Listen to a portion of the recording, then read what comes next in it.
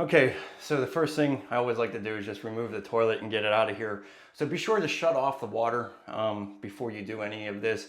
A lot of these old valves and things, they just aren't in good shape.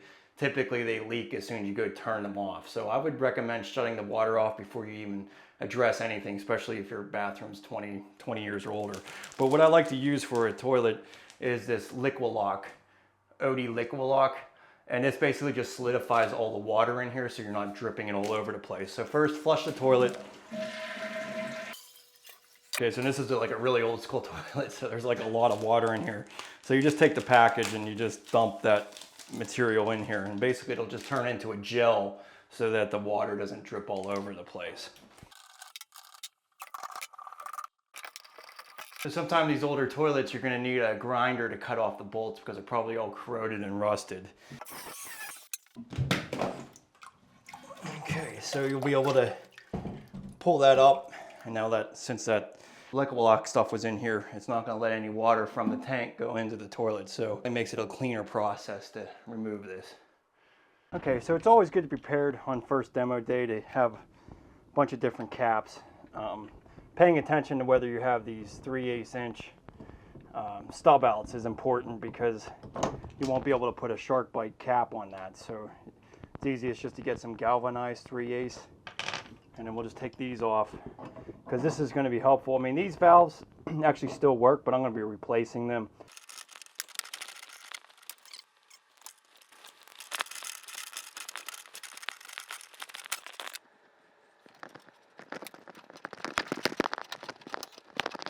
Okay, so then we're going to be using these little shark bite caps for temporary shut off.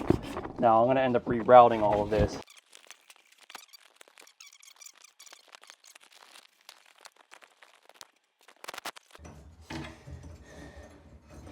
As you can see, these valves are pretty corroded.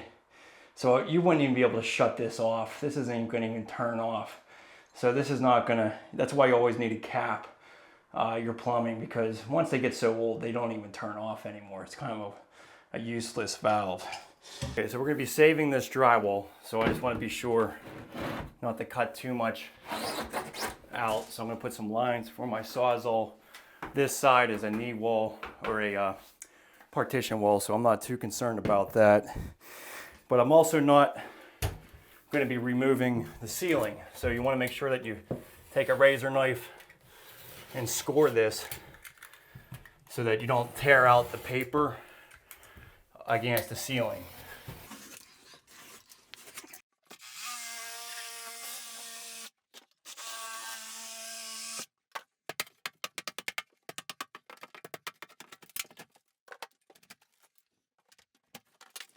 So yeah, definitely some mold.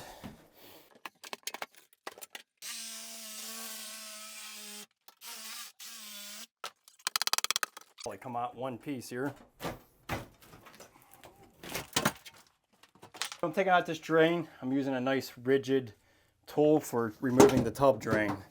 So let's put this on here, and I think we just snapped the. Yep. So a lot of times this will just completely ruin the cross tees in your drain, which is not fun. So we'll have to address that. I'm replacing this tub, so I'm not even concerned about the tub. I'm just going to use a grinder.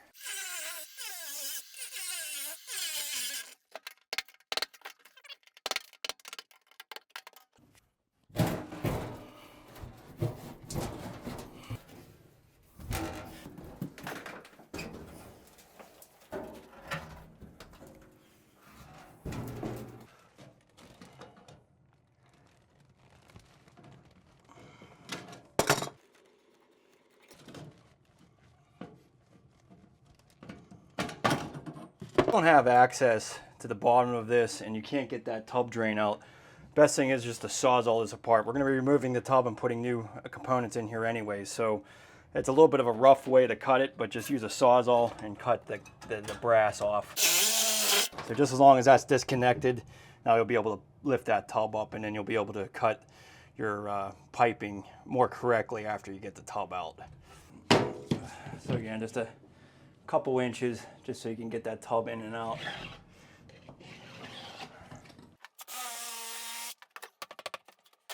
reason I'm taking that 2 inches out, you know, if you're going to try to save the drywall, is so that you can actually get the tub out. So I'm just going to pick up on the back edge so you can see how that's needing some room to move. And I could just slide it up, and then you can just turn it and just move it out of the space. Cast iron tubs, best way to remove these is just with a sledgehammer.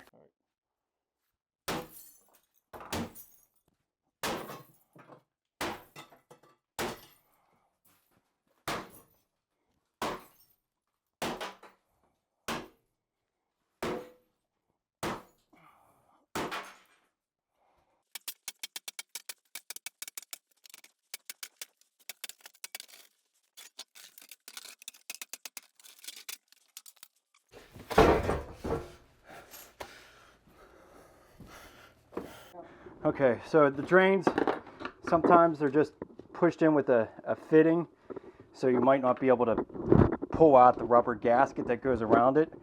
But yeah, actually you can on this one. So you can just pull this rubber gasket out of here. So then that would allow you to take it out. If you can't do that, the next best option is just to take your circular saw and plunge cut. You can protect that pipe and then just pull it out.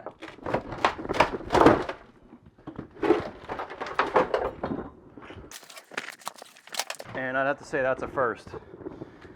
Putting shingles underneath a shower pan, can't say I've ever seen that before. I'm not sure exactly what purpose that would give, but it certainly isn't doing a whole lot. Okay, so we'll go ahead and remove this ceiling. Nothing really fun about it. Hopefully the insulation isn't too loose up there, but if it is, it's just going to come down and you have to clean up the mess. It's one of my biggest things I hate having to do, but you know, it's definitely going to be necessary. We want to probably move this vent fan a little bit closer to the shower, and we're going to get another light in there.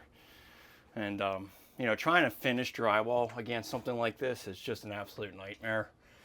You always end up seeing where your drywall finishing was because this is a painted surface.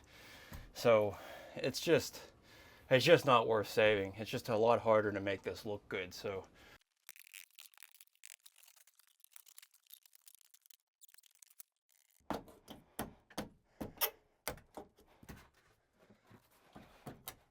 when it comes to ceramic tile, you never know until you start busting it open how they did it. You know, there's many different methods. I would imagine this style, they could actually just put 1/4 inch lawn down and put the tile on top of that. I see that a lot. It could be cement board. Cement board is honestly the worst. I think it's just very difficult to get out, especially if they use the proper screws. But the way they did the rest of this bathroom, I'm not expecting it to be. But that is one thing. When I first looked at this job, I saw the ceramic. I always add a little bit of extra money for demoing ceramic tile. I mean, if it's linoleum, you already kind of know what you're in for. But when it comes to tile, you just don't 100% know. So if you're a contractor bidding things out, I definitely recommend charging a couple $100 more. I mean, it might only take you an hour or something like that, but you just don't want to be you know, getting blisters and everything else to do this and do it for nothing. So make sure you charge a little bit more if you're actually demoing the actual tile.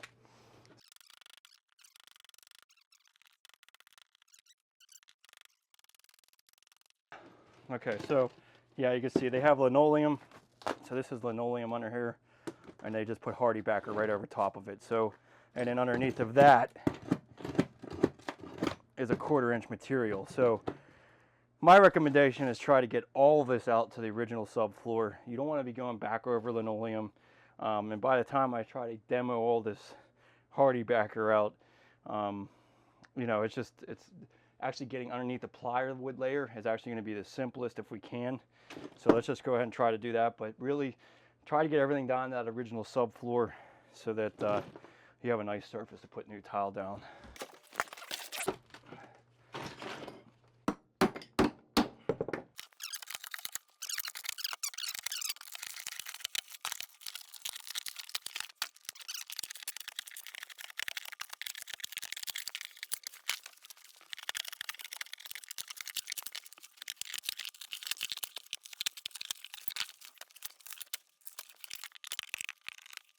One little trick that I do is I get a 36-inch bar like this, I get underneath of that plywood layer, and I just stick my hammer under here, and it gets some leverage to be able to lift this up. So I just keep working my way through. Now this stuff usually pops off pretty easy because I didn't glue it or anything. It's just the hardy backer is just kind of floating on top of that. So that kind of makes it easier. But you know, just using your hammer as a leverage point with this really helps out.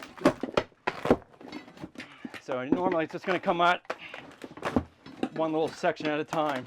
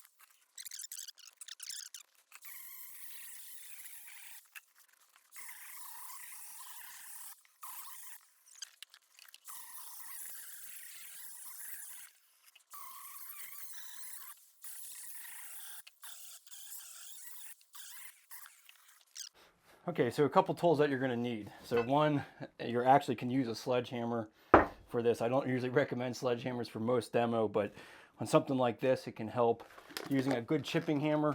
This isn't 100% necessary, especially if you don't own one and you have to rent it. I would just try to use everything with a sledgehammer, and even a decent heavy-duty framing hammer can break this up. And then I have a pry bar as well to be able to try to pull big, larger chunks out of it. But it's really tough to tell how difficult it's going to be to actually remove and what you can really pry off of to break it up. But you know, these basic tools is really all you need to be able to demo this. Get some good ear protection as well.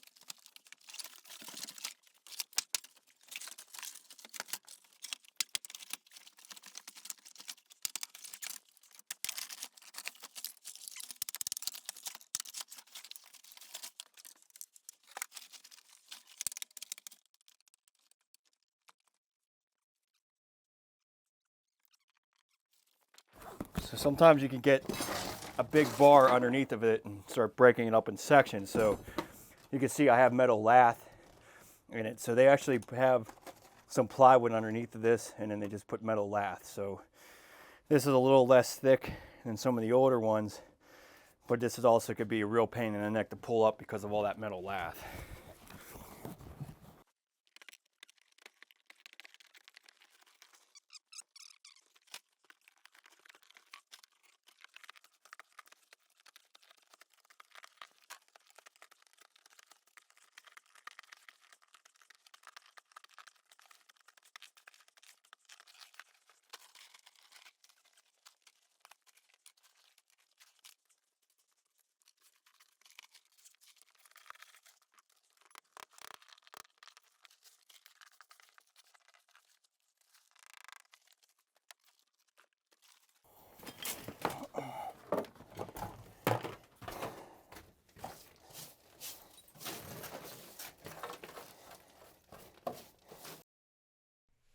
So I hope one of those tips have helped you out.